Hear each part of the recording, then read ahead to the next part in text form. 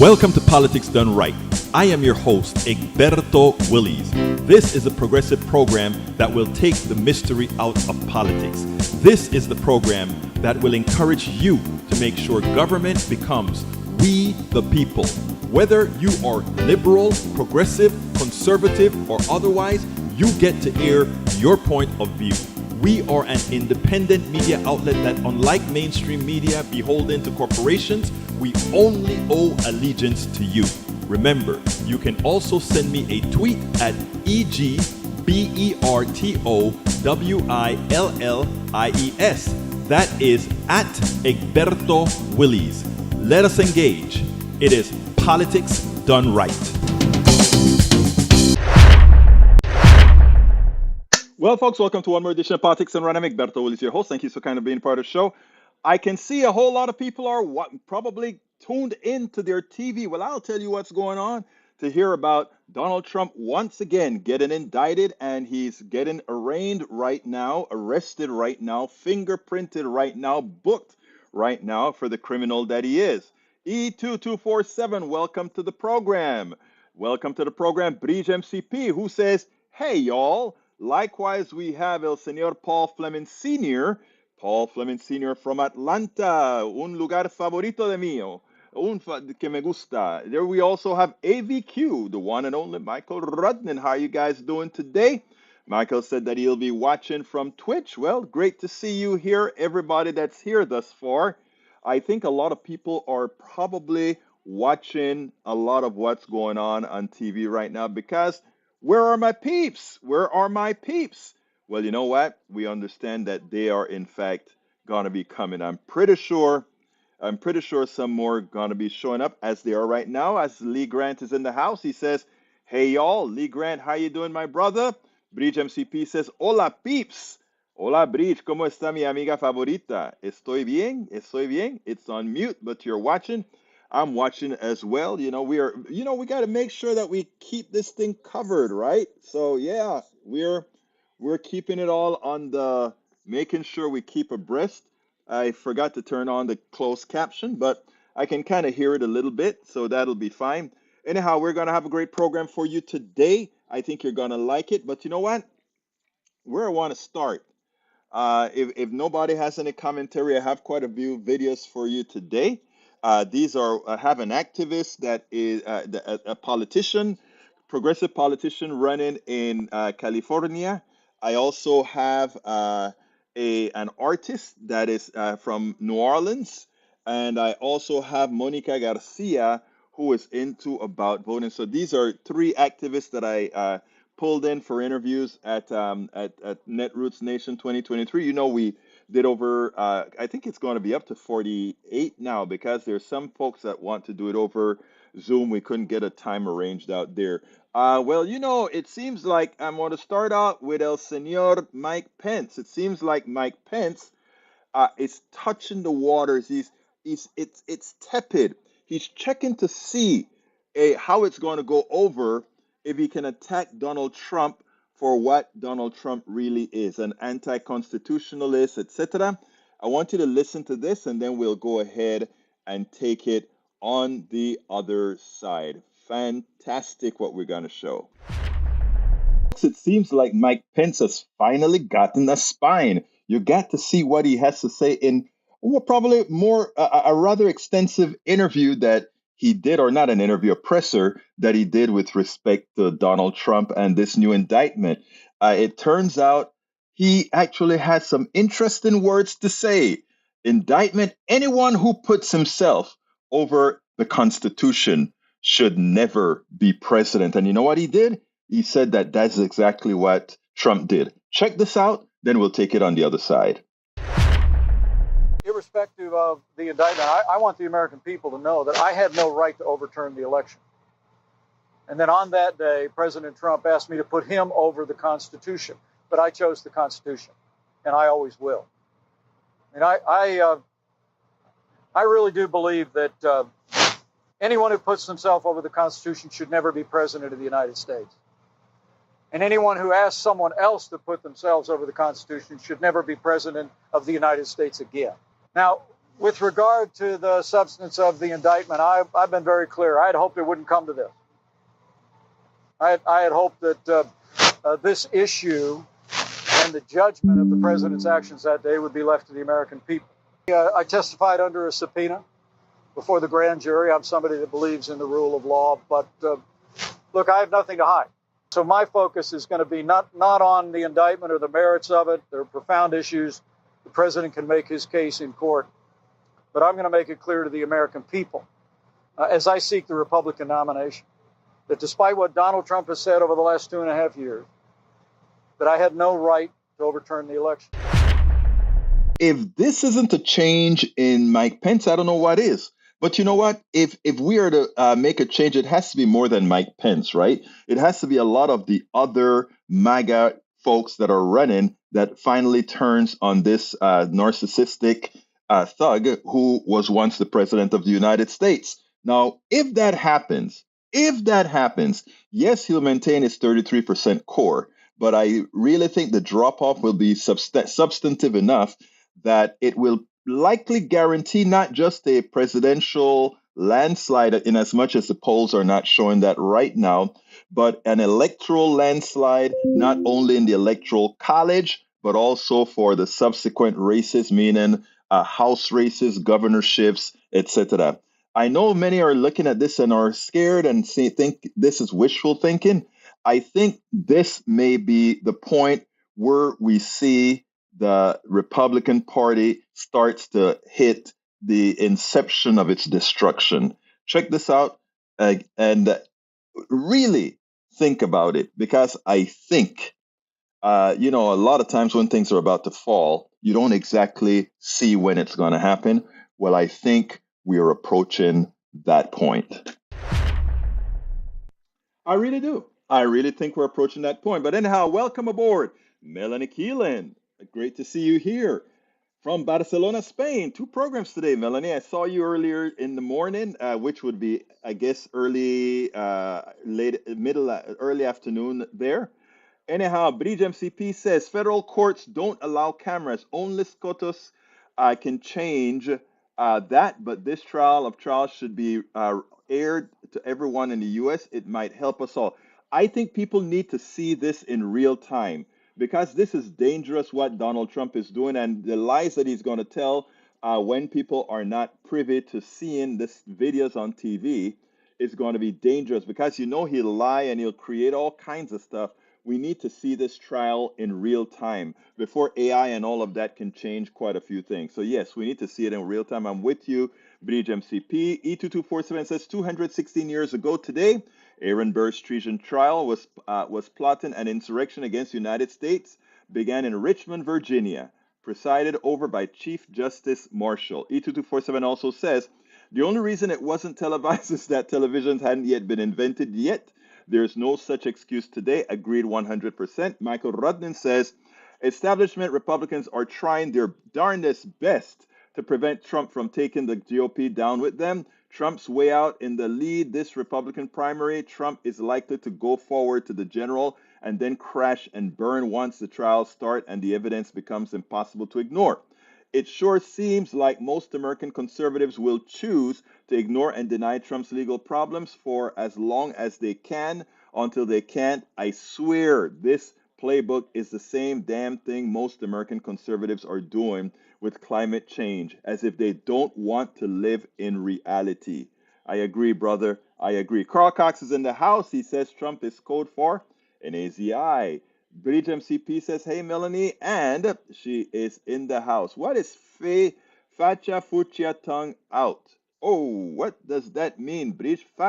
Face fuchsia tongue out. Am I missing something? Is that a phrase I should know? Is my mind slipping me or something? I don't know.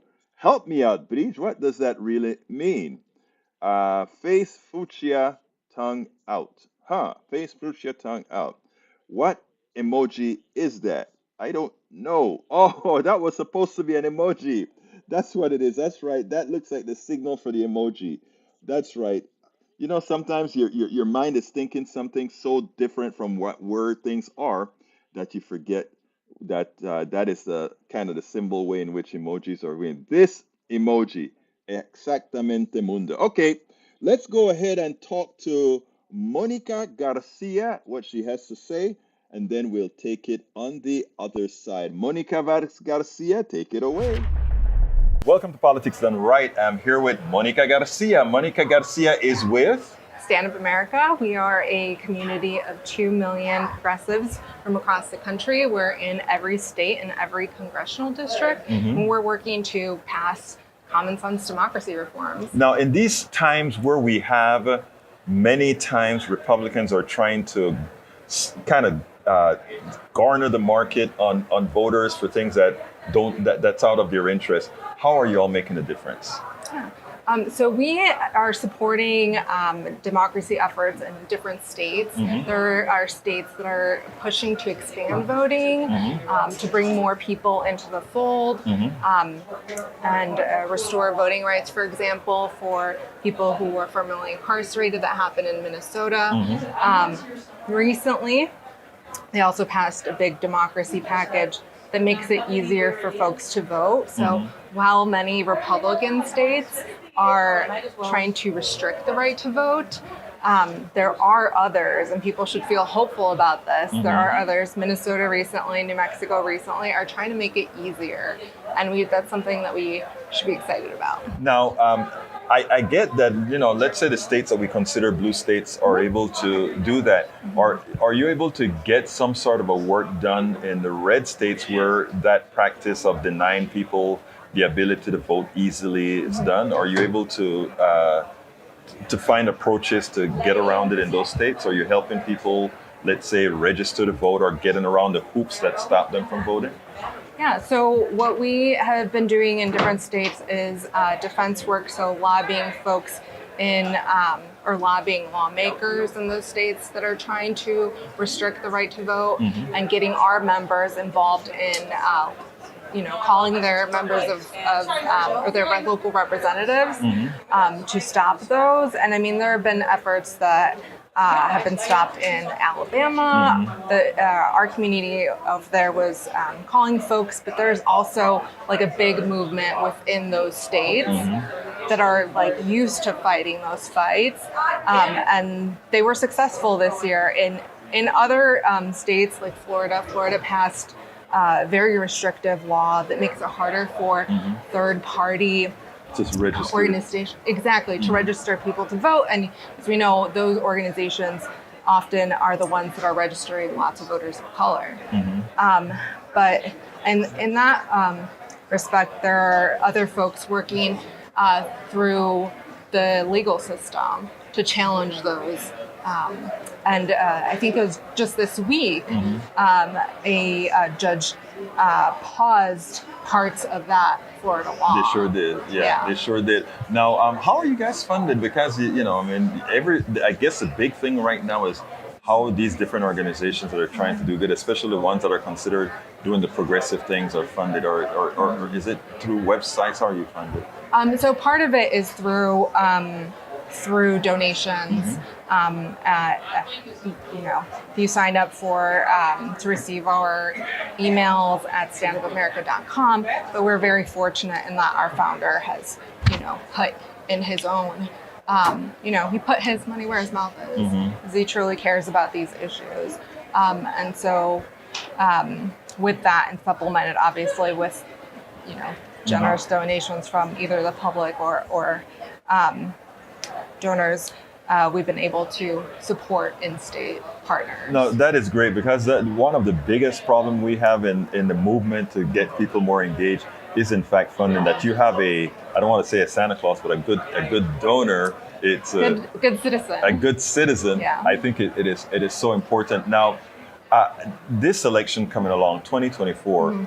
It's been sort of scary to a lot of people, because we've seen a whole lot of these legislatures actually effectively pass laws, and we have a Supreme Court that isn't conducive to make these changes. Later on today, we're going to speak to one of your cohorts on the Supreme Court, but what specifically can you say about 2024 that shouldn't give anybody pause about going out there and do it? What can we do right now to mitigate all what these red states are doing?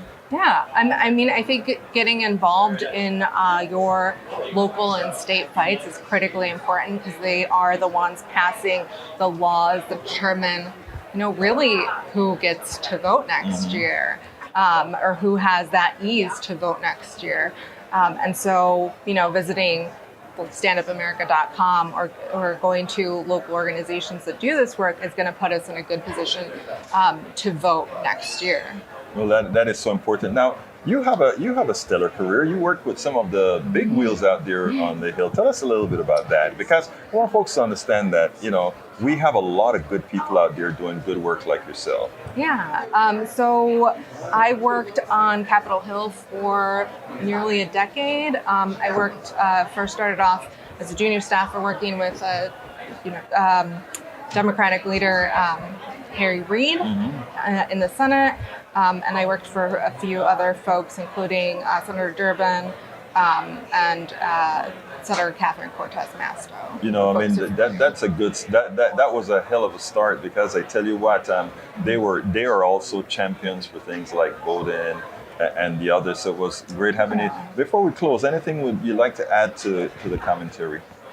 Yeah, I'd say that people often get discouraged about the state of our political affairs, but there are so many good stories across the country of people fighting to expand voting rights, to get their the issues that they care about across, and they're winning in in California in recent years, restoring voting rights to formerly incarcerated people.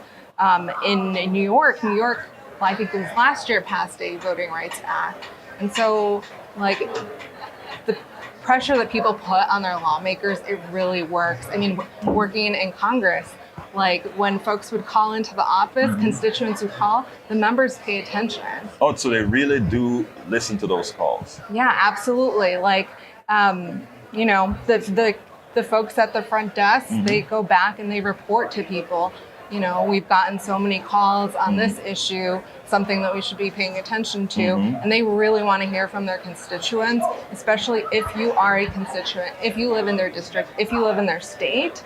In the case of senators, they're listening. Excellent. That's nice, Noel. Look, Ms. Garcia, thank you so kindly for being here on Politics Done Right, and thank you for the work that you're doing. It's very important work.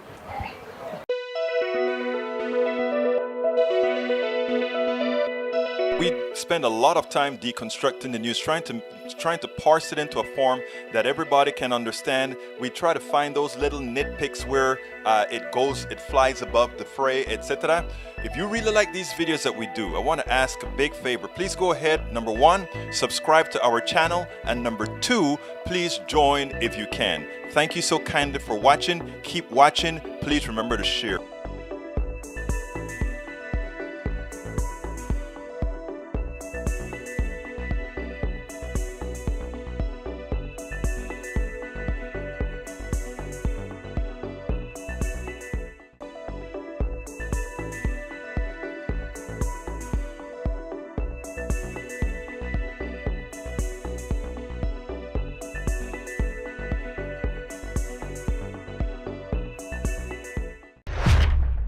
Absolutely so, folks. Absolutely. Yes, Senor Rodney. I'm hopeful for the next generation of progressives who are pushing for local issues and working their way up. I am in complete agreement with you, sir. And by the way, let's see, Deborah Moyers is in the house. How you doing, Deborah? Great to see you here. Who else is in? Let's see, Dr. Janine S. Welcome to Politics Done Right. Great to have you here. This next young man is from New Orleans, and I found his story intriguing. Check it out, and then we'll take it.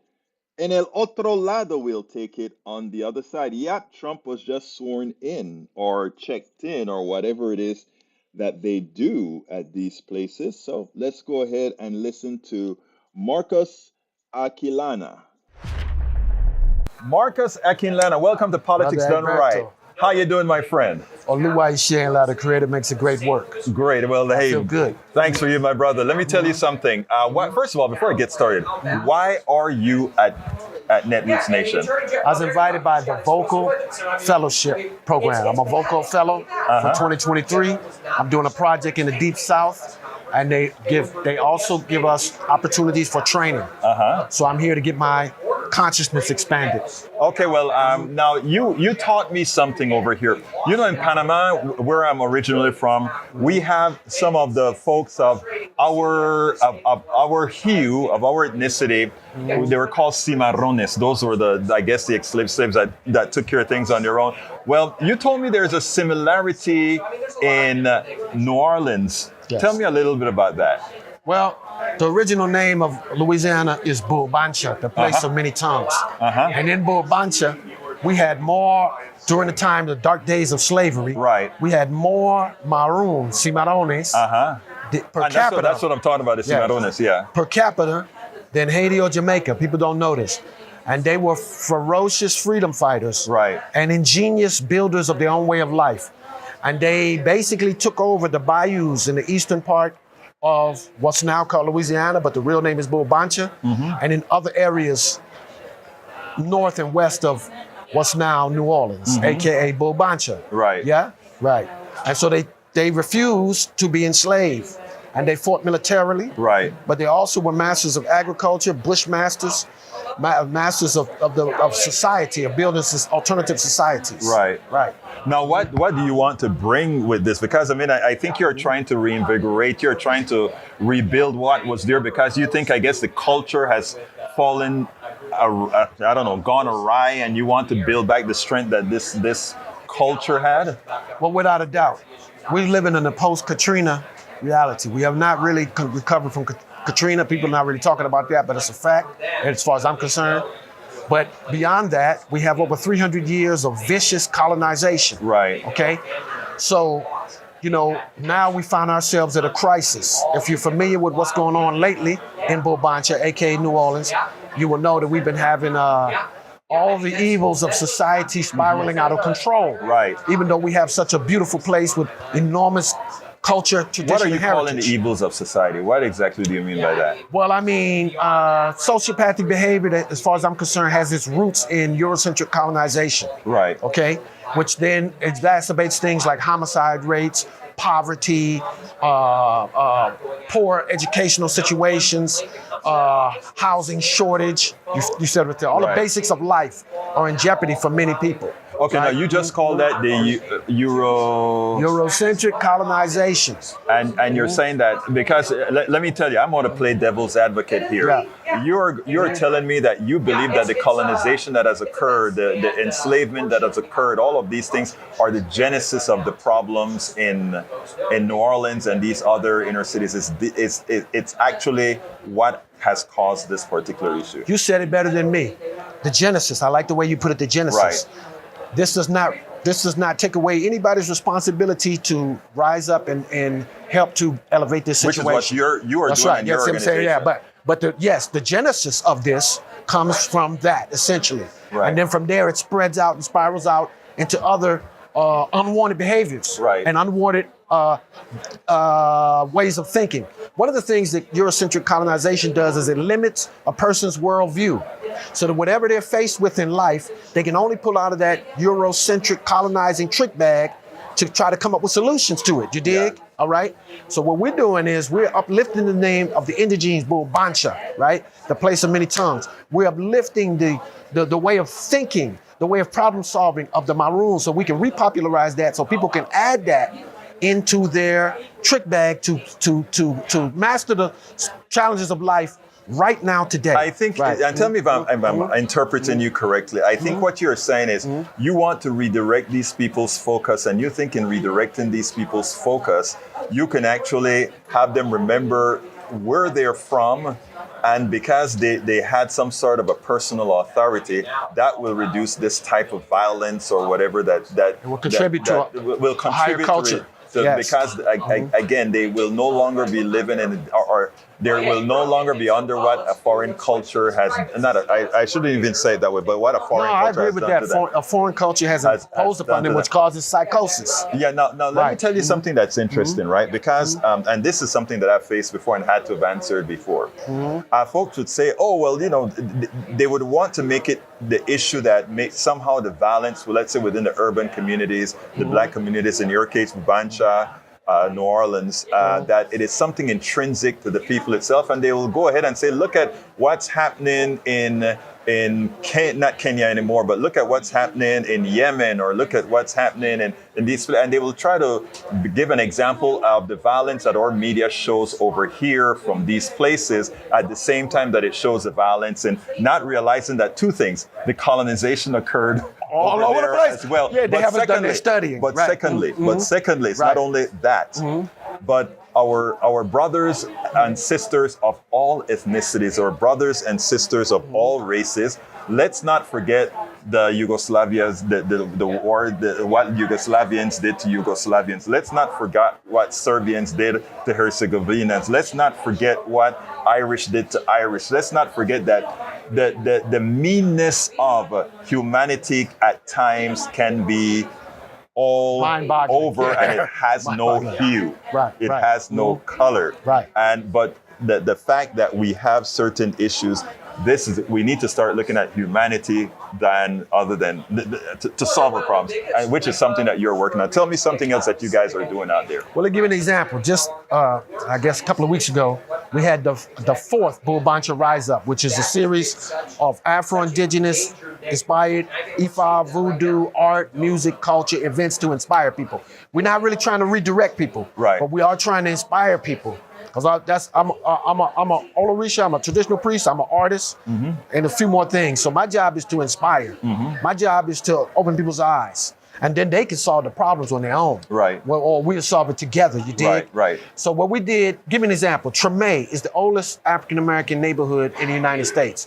It sits there on land that was already cultivated by the indigenous people previous to anybody else coming here. To that land, right? All right. At one point, the people of Treme, the black people of Treme, became big-time banana farmers. But if you come to Bulbancha now, New Orleans now, I don't really see black people cultivating bananas anymore. They're not cultivating hardly anything. I wouldn't go that far. That wasn't a disparaged comment. What I'm saying is that when you urbanize a people and you take away their options to land, they can lose some of their cells, particularly if you have thousands of years tradition of being earth people. The reason I hold back right there is the comment was not intended to be disparaging at all to the people. It was disparaging to this system. I'm with you. So our ancestors, our Egun, our ancestors were big time banana farmers. And then, we have people that are doing great in Bulbancha. We have some people that are trying to figure it out. We have some people whose destinies are totally thrown off, right? But yet I don't see the banana plantations. I did see the banana plantation in the beloved Vietnamese American community in Bulbancha. That's my point, right? Okay, up until Katrina devastated their community. So their banana plantation is sitting going rotten now too because of Katrina, right? But up until Katrina, they were cultivating the bananas. So what we did as part of our invoking powerful metaphysical ritual, this last one, we planted banana trees. You see what I'm saying? I like that. We just did it. Bring it back. Bring it back. That's the point. Now, I don't want to see you out here with a balaclava on, carjacking beautiful middle-aged soccer mommies. What I would want to see you understanding is cultivate that land and bring back the banana plantation. Right? I mean, and that, again, I think that it is important for all of us to engage in the solution to this problem and realize, first and foremost, that the violence in America, the violence elsewhere is a human problem. It's not a race or cultural problem. And when we can get above that and move beyond, that's when the solution is going to come. And I think people like you who have taken made it your life story to make those changes to solve the problems you can solve, I think that's more important than anything else. Give me a closer. Well, I agree with what you said. I'm on a vibration of bring your gifts to the table. I do not think I have all the keys to solve the problem, but I'm gonna bring my gifts to the table. Other people bring their gifts to the table. And little by little together, we're gonna make that boat rise higher, right? And so I see us winning. Right now we're in crisis, but I see us winning. I see us winning. So my last words, I'm gonna say, me being from New Orleans, from a New Orleans family for a long time, the last thing you're gonna hear out of my mouth today is Bulbancha forever. Marcus Akinlana, thank you so kindly for having been on Politics Done Right, my brother. Thank you for just meeting me and opening your platform to me. Absolutely. I share.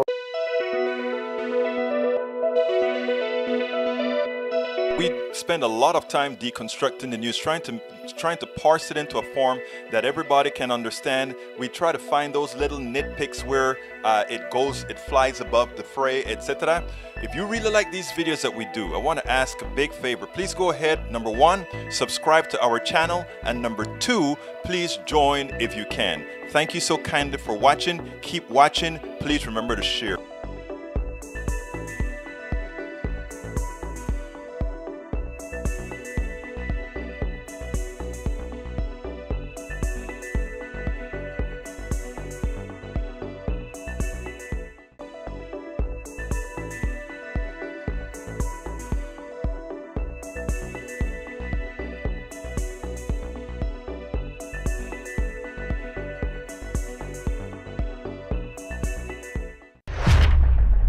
Marcus Akinlana, welcome to Politics Done Right.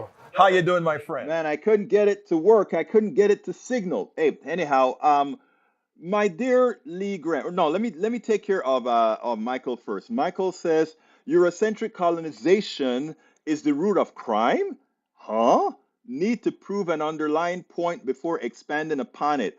I'm having a hard time following his trend of thought. What he was trying to say is, you notice at the end when I asked him about certain things, I don't know if I got this on video or it was offline. He said, I was dismissing, I was earlier with him dismissing the difference between crime and ethnicity, race, and whatever. And he said to me, he said, be careful. He said, remember, there are changes that have occurred for those who are enslaved and the enslavers that are, because of what it has changed, it has made it I don't want to say it's not a genetic change, but it's a survival change. And that does have some merit to that. Now, he went beyond that earlier and he said, and I think he said it there, he said there's a certain level of psychosis that occurs because, I mean, if you are constantly under pressure, there are certain dynamics that changes in the human anatomy. Many believe that the reason why, let's say, African Americans have a higher propensity, well, I should say black folks, not just African Americans, have a propensity for high blood pressure is in fact the stresses that they've had to go through. So I'm not a biologist that can make any real claim on that, but I'll just lay it out there. So more study, Michael, I can agree with that. Now here's Lee Grant. He says one man's colonization is another man's civilization. Unfortunately, that's a true statement. Just like one person's liberator is one person's terrorist, right? Those are things that, like a person in Africa would look at the folks who came from Europe over there and call them colonizers because that's what they are. And it's not only that they're colonizers, they're colonizer meaning taking things that wasn't originally theirs, right? And to equate that though with civilization, I think it's kind of dubious. Now, what concerns me is when Mike says at least Western civilization helped end the slave trade. Well, hell, the only one who could help end the slave trade was the people who created it. They ended it either by force, meaning that they were forced to end it, or they got benevolent. It was never a benevolent ending of the slave trade, of course. It was because they had to. But anyway, I got one more video. Let me go ahead and set that up real quickly, and then we'll get started on Sean Frame. I love this guy. Check this guy out, and then we'll take it on the other side. And if you guys have things you want to put on the screen and all that sort of stuff, get it ready because this is the last video. Welcome to Politics Done Right. Today I'm honored to speak to Sean Frame. Sean, how you doing? I'm doing great. I heard you were a special progressive out of California and you are running for... California State Assembly, District 6, which is right in the capital. The capital of California is actually in my district. Sacramento is in your district. Sacramento, yep. All right. Well, anyway, what are you going to bring to? First of all, what are your beliefs? Why do you think you'll make a good? What do you call them? A state rep? Do you call them state reps? Yeah, we call it a member of the assembly, member of the state legislature. Right. So assembly person. Okay, good. Yeah. Because some states call them different names, etc., even though they're the same purpose. Right. What exactly do you intend to bring to them? Well, I mean, for me, look, the capital is in my district. Right. And what I've noticed living there is that it feels for most people like the capital is a million miles away. Right. The people live there, they can see the capital. Right. It's 10 minutes from their front door, maybe. Right. But yet their voice is not being heard in the capital. Right. So to me, the real impetus for me wanting to run is, look, I'm a union worker. I love that. Education worker. A lot of my coworkers are not even being paid a living wage. In the fourth largest economy on earth in the history of humanity. Is that okay? No, it's not okay. Not okay, right? So I really come at it from that point of view, that the regular working folks need representation in our capital. They need to be heard. We have a Democratic supermajority in California. Let me stop you right there, because you have a Democratic supermajority, and interestingly, what happens is we almost had Medicare for all, healthcare for all in your state. That's correct. Supermajority. Democrats always complain about the Republicans are holding us back. What the hell happened? So that's an interesting question. That there were 20 co-sponsors on the single payer bill, healthcare. And when it got to the last, literally the 11th hour, the bill was pulled by the author, Ash Kalra. Yes. The bill was pulled. Now, he got a lot of flack, but supposedly he was covering for a lot of folks who had other things that they didn't want the bill pulled. Yeah, I feel for him because I know he wanted to bring it, and I know he was serious. I think it was a real, there was a real intention on his part to bring CalCare and have it passed. Right. So I know it must have been a very difficult situation. And look, let's be honest, not every Democrat supports single payer. We know that. It's because of Democrats that we don't have single payer. If we got all Democrats on board, we wouldn't have a problem. So look, you are going to the legislature. You want to go to the legislature. Tell me what you're going to bring to California, and with that reflected over to all of us. Well, let me give you an example. So I'm a union education worker, and I make a reasonably good living. Not a fantastic living, right? I'm not driving a Porsche. I get by. Right. Right now, I pay about 30% of my income, including my employer's contribution, goes to my health care. 30%. 30%. So just as an example, that's a working class perspective. Right. People say, oh, unions, they provide health care, and you've got that. That's true. Yeah. But what I would rather, I'm a union negotiator. Right. I would rather be negotiating money. Not money for insurance companies. Healthcare does not belong with the employer. It does not. Right. It absolutely does not. Right. And I don't want to be negotiating that at the table. Absolutely not. It's just a diminishment of what's the value that's possible for us as employees. Right. It takes away. Every year the healthcare goes up. This year, CalPERS, which provides our healthcare, went up 11%. And inflation is under 11%, but somehow healthcare can be, or we have not yet addressed the fraud in healthcare, and the only way to solve that is to have a single payer system that is that isn't for profit. And what's amazing, my friend, is that it's hard for people. If I were to ask you, right, if I said, hey, Sean, please pay this bill for me, and I'll charge you 30 cents to pay your dollar bill. So I'll pay, you want me to pay your dollar bill? Give me $1.30 and I'll pay it for you. It makes no sense. It makes no sense. You're exactly right. So all the issues I look through that lens, right? Like we have so many, like for example, education. 40% of the California state budget is supposed to be used on education. Right. And that was supposed to be the floor, the minimum funding level. Right. Well, what do we get every year? 40%. Not 40.1%? 40%. 40%. Yeah. How can an education system be maintained with that as your funding basis? And the thought process in the legislature is when they're making out the budget every year, okay, 40%, 40%, 40%. Doesn't matter if there's greater need. It doesn't matter if there are people falling behind. It doesn't matter if California is now in the lowest quartile in the United States on per pupil spending, which we are. That's 40% is just locked in. Shame. That's shameful. Shameful. So this, and look, wages. Sacramento is a company town. Right. Sacramento is mostly public employees. Right. You know, between the legislature that's there, you got the governor, you got all of the infrastructure of our state is all based in Sacramento, and then education workers like myself.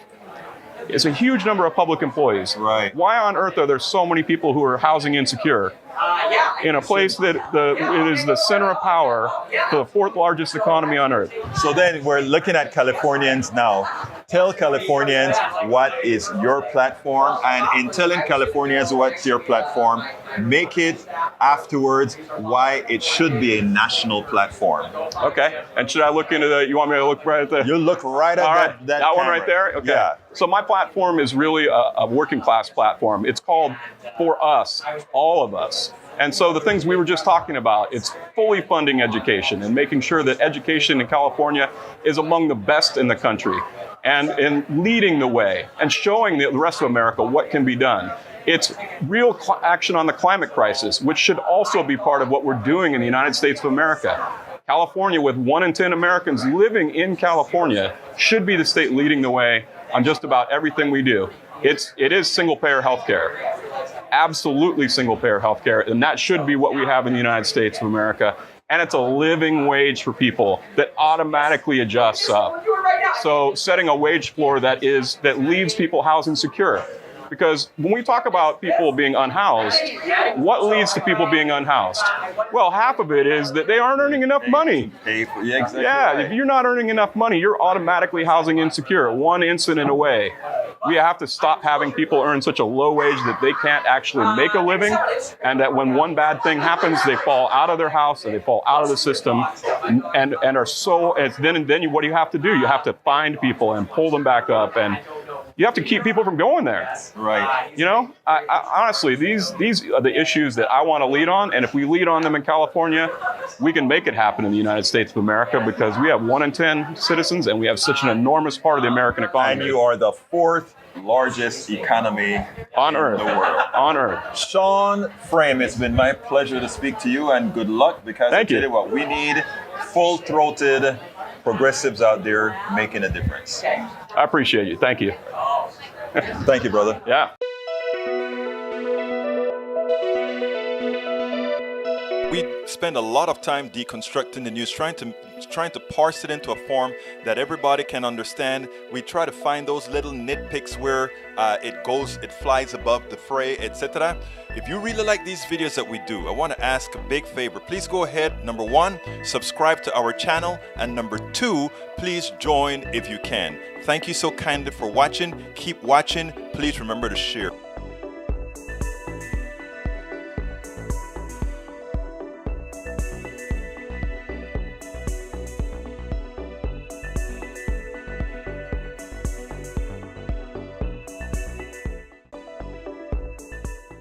All right. Deborah says, Sean for president. I really like that guy. He is, he is a full-throated progressive. Lee Grant says, writer Zora Neale Houston said, slavery is the price I paid for civilization. I think you may be taking that particular thing out of context, right? I think you are taking that word, that phrase out of context. But it's amazing, because you're almost that, and I don't know if you, brother Grant, for somebody who isn't me, right? For somebody who isn't me, because our words can't do anything to me. I don't give people who have terrible words the power over me with words, with hot air, right? But let me just tell you how that could come across to some people. When you say somebody said slavery is the price I paid for civilization, it's almost saying like these animals were domesticated, they needed to have been beaten up, etc., to join the civilized world. That's not true at all. No particular human type of civilization is either somehow intrinsic to what civilization really is. Civilization simply means we're working together. And I'm sorry, tribes all over the world, whether they be in Africa or Europe, they've been working together for a long time. and that one particular one were conquerors, meaning were the one particular group of folks were interested in taking over others. I don't call that civilization. I call that criminality. Let's see. John Carter says, "Hey, welcome, John. I haven't seen you in a while, my brother. Where are you today? Are you in the United States or are you in Japan?" When Sean said he wants to fund education, was he talking? He was talking pre-K and after post 12. He wants free education. John Carter says, "We just wish we could properly fund K 12 in Texas. It's amazing that that's all we're looking for." Let's see what else we got. John Carter said, "In Houston today, Tokyo mañana." I tell you, he flies the big birds, guys. Anyhow, Michael Rodden says, "Out of control," quote, the full quote, "Slavery is the price I paid for civilization, and the choice was not with me.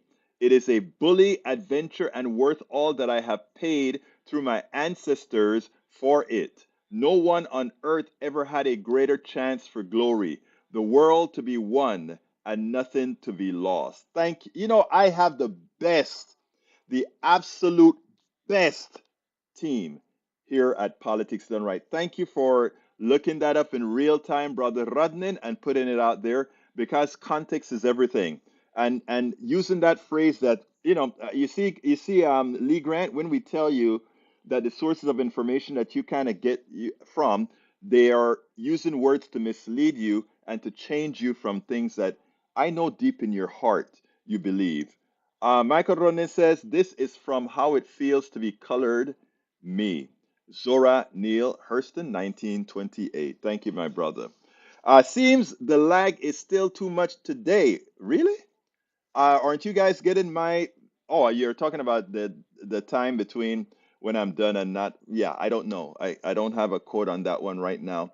All right. Maywood also said there is still slavery right here in this country, and slavery right here in this country. And yes, people are trying to end it. It's just the corporate ring right wing. Thank you, brother. I am glad that we all together have been learning that in effect, the corporate state, what the corporations are nothing more than the new form of slavery. Because again, the thing about it is they've perfected it so well that the slaves don't realize that they're slaves. Well, some of us do. And, that's why we have politics done right, right? All right. Carl Cox says, "I'm concerned that there will be not enough members of the jury when Trump goes on trial, that there will be a hung jury in each of this trial, and he won't be convicted for the traitor that he is." I think when people see how deep this stuff runs, I don't think they'll get a fascist on the thing. I think they'll be very careful not to get a fascist on the court. I mean, on the jury pool. We can hope. All right, let's see. Breach has a tripleta here. Let's see. Let me start from the first one she had because I think it's a one of three for Breach, right? So if she did a one of three, I only see number two. Where is number one? I don't see number one. I don't want to read her stuff out of order. So let's see if I Breach MCP, that's two out of three. Breach MCP, I think that's three out of three. But I don't see her number one. Let me go ahead. Breach says British were the worst colonizers. The English took over Ireland. We got two-thirds back, but they still own the north, where I am from. The Celts were also conquerors, but they did it differently. Where England made people be them, Celts blended with them. Give and take on both sides. The English were brutal. Where England made people be them, Celtics blended with them. Give and take both. I think there's another one from Breach, if I can find it. And I don't see the last one from Breach says, "It's May lag. Everything is fine." All right. All right, it's two-thirds and two out of three. Okay, Breach, it's two out of three. Okay, and I didn't find the three out of three though. I hope it's there somewhere for people to see and go see. But anyhow, so anyway, folks, let's see what else we got here. Anybody have anything they want me to throw up on the screen to enlighten us all? Because we're out of material now. We're done with the program for all practical purposes. Unless somebody throws something in the chat, I am going to just ask folks to support the program, and then we're going to get out of here. You know, I've reduced it to just going to one link. People know that people are either going to say, yes, I want to make sure we have good, well-supported media or not. Egberto Willis, no, two-thirds meant two-thirds of the country. Oh, the way I got you, the way it was slanted, it seemed like it was message number two-thirds. Okay, thank you for clarifying that, Beach, because I almost went searching all over the place. Went all searching all over the place. Anyway, let me go to my last donation link, and I want to tell folks, please remember to support the program the best you can. To keep this, it has to be a continuous support. So that's why we love those folks who go ahead and say, we are going to join that monthly thing at a very little bit, but that's fine. All right, here it is. Go to politicsandright.com/support, politicsandright.com/support, and please show your support best you can. You have a whole lot of ways that have been placed in that link, so you can decide how you want to support the program to make sure we can keep doing this. That's what we're all about. Independent media. Independent media. I think we're going to close out a bit early today because I want to go ahead also and start a few things early if nobody has anything else in the chat to say, because you know what? It's a lot of blogging to do tonight. My name is Egberto Willis. This is Politics Done Right, and you guys know how I end this baby. I am what? Out.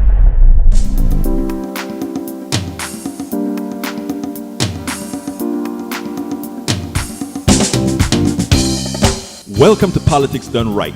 I am your host, Egberto Willis. This is a progressive program that will take the mystery out of politics. This is the program that will encourage you to make sure government becomes we the people. Whether you are liberal, progressive, conservative, or otherwise, you get to air your point of view. We are an independent media outlet that, unlike mainstream media beholden to corporations, we only owe allegiance to you. Remember, you can also send me a tweet at EGBERTOWILLIES. That is at Egberto Willis. Let us engage. It is Politics Done Right.